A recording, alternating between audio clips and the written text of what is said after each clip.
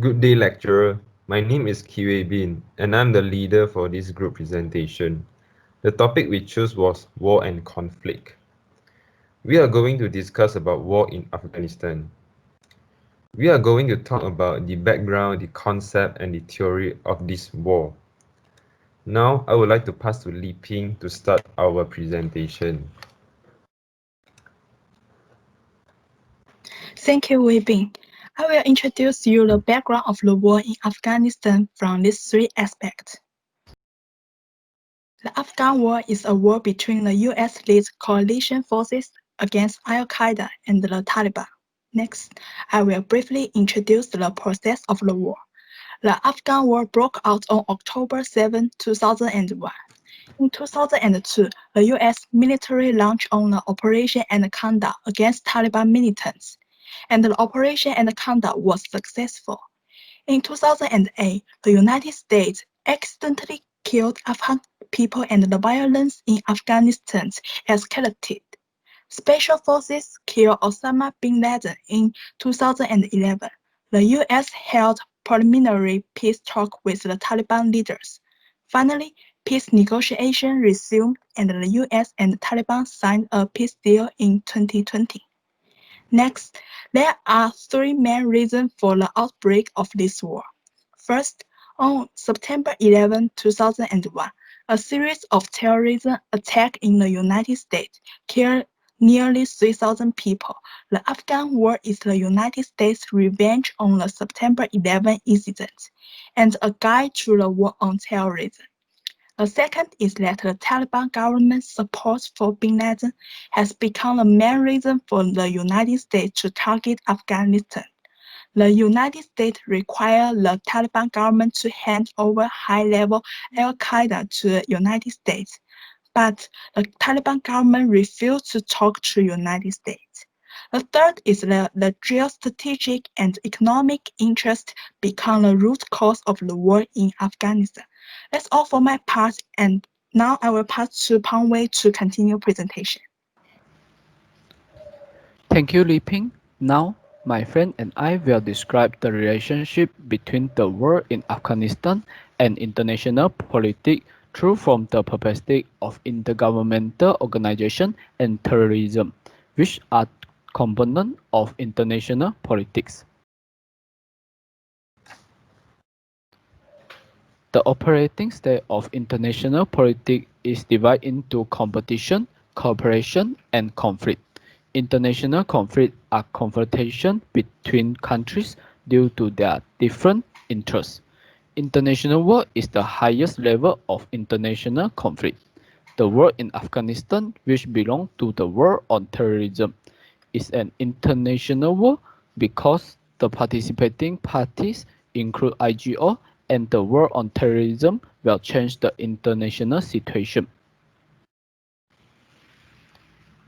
The IGO participating in the war in Afghanistan is NATO, which was established by North American and European countries in 1949 to achieve defense cooperation, and cooperation is one of the operating states of international politics.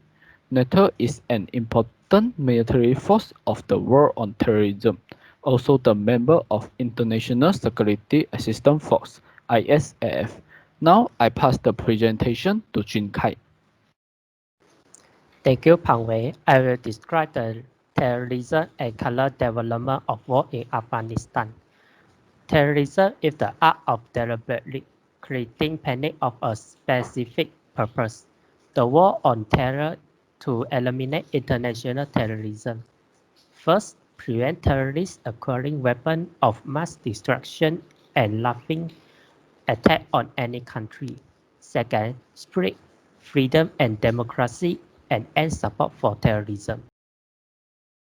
In current development of war in Afghanistan, the US Afghan government and the Taliban began a one-week violence reduction agreement on February 22, 2020. During the violence reduction period, the Taliban will not attack city, US military base, and Afghan security forces. The Afghan and NATO security forces will not launch military operation against the Taliban. On February 29, 2020, the US and the Taliban signed an agreement in Qatar. The agreement includes the US will withdraw all troops in 40 months. The Taliban promised to strike against the terrorist organization Al-Qaeda and the Islamic State, negotiate peace with the Afghan government. Because the Afghan president refused to release the Taliban prisoner, the Taliban and the Afghan government broke up again.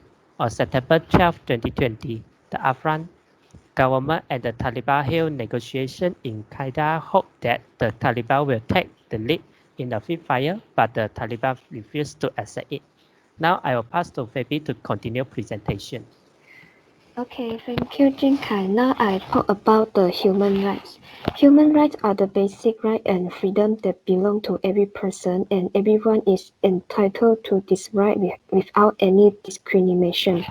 But Afghanistan war has violated international humanitarian and human rights law. This violation may constitute genocide, war crimes, or crimes against humanity. So how does Afghanistan war affect Afghan human rights? Many Afghans facing with ill health and war wounds because of the war using the weapons or bombs. Afghans' lack of access to health care because roads unsafe made it difficult to get in. In the current years, the Afghanistan war continues destroying lives due to the violence of war. Next, Afghanistan war has aggravated the effects of poverty to Afghans because they had to get a job during the war. Also, environmental degradation has caused by the war, and Afghans had to get a safe and good place to live. So that we could see Afghanistan war has given a bad influence to the society of Afghanistan. Now I would like to pass to Wei Bin to continue our presentation. Thank you, Fabi. Now I would like to talk about the clash of ideology between imperialism in United States and Islamic fundamentalism in Taliban or Al-Qaeda. The US planned to send more troops to help Afghanistan government to defeat Taliban and Al-Qaeda, thus bring peace to Afghanistan. Plus, the US wanted to build a state with army and police forces to secure Afghanistan from Taliban and Al-Qaeda. Well, the goal for Taliban and Al-Qaeda was to mobilize Muslims to become jihadist terrorists, so that the Taliban and Al-Qaeda wanted to recruit more Muslims to expand the global jihadist movement. Now I'm going to talk about the clash of civilization between Islam and the West. The Taliban established US as the enemy of Islam and was intended to mobilize Muslims around the world to safeguard their pious Islamic lands from US intervention after the 9/11 attack. The US presenting Islam as the most intolerant and aggressive civilization that posed the greatest threat. The US believed that Muslims are terrorists. The US protects itself from Islamic demons by exploiting the differences between non-Western civilization and by maintaining the superiority of the West. Last, the Taliban appealed for Islamization while the US called for Americanization, which means Taliban wanted to spread Islam culture throughout the world, while US wanted to spread American culture throughout the world. Now, I would like to pass to Jayan to continue our presentation. Thank you. Thank you, Wei Bin. Now I want to talk about the theft of Afghanistan sovereignty. Failed political experiments by the communists, the Mujahideen, the Taliban have severely damaged the fabric of Afghan society. Taliban was against the Afghanistan government. Countries and groups involved in the current conflicts have acted with careless disregard for Afghanistan sovereignty. Foreign armies crisscross the country free of any legal or statutory constraint. Next, I would like to pass to Wing Ying to continue our presentation. Thank you, Jayan. Now I'm going to talk about international impact of the war. In Pakistan, the influx of refugees has caused political, economic, social, environmental, and ecological problems. The war poses a threat to Pakistan's external and internal security. The Afghan War also corrupted Pakistan at least. In the United States, the war increased the national debt of the US. Since 2001, the international coalition has killed nearly 3,500 troops in the war in Afghanistan, of which more than 2,300 are American soldiers. The medical costs incurred to care for wounded soldiers are as high as $10 billion. Now I will pass to Anton to continue our presentation. Thank you, Wenjin. We will now look into the theories of the Afghanistan War. The theories included are realism and liberalism.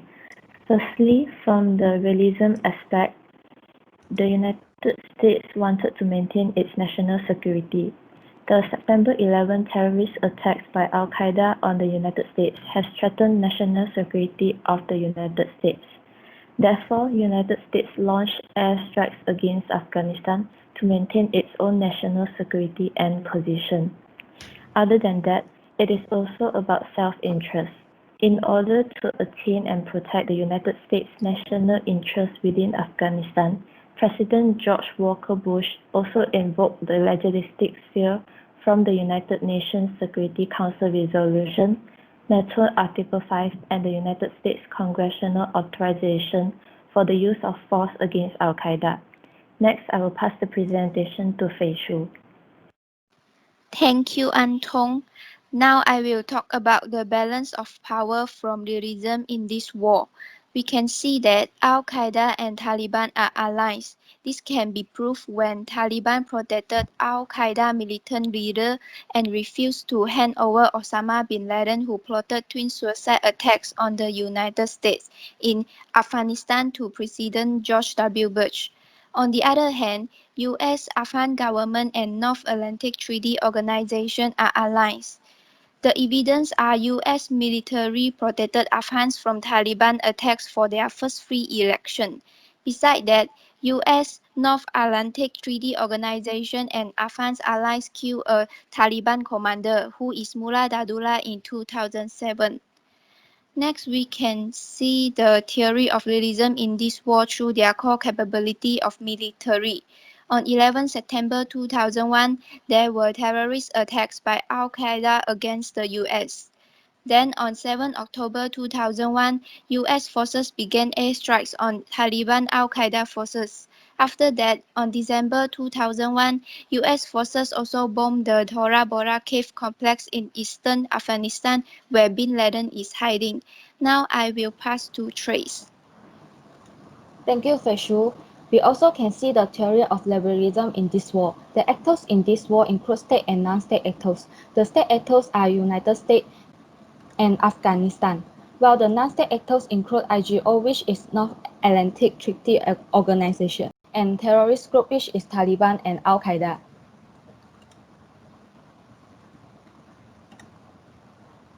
The liberalism theory can prove in the harmony of interests. The conditional peace deal between US and Taliban was reached in Doha, Qatar on 29 February 2020. The content of this deal is about US troops withdraw from Afghanistan within 14 months, so long as the Taliban cooperates with the terms of the agreement. This is our reference. That's end of our presentation. Thank you.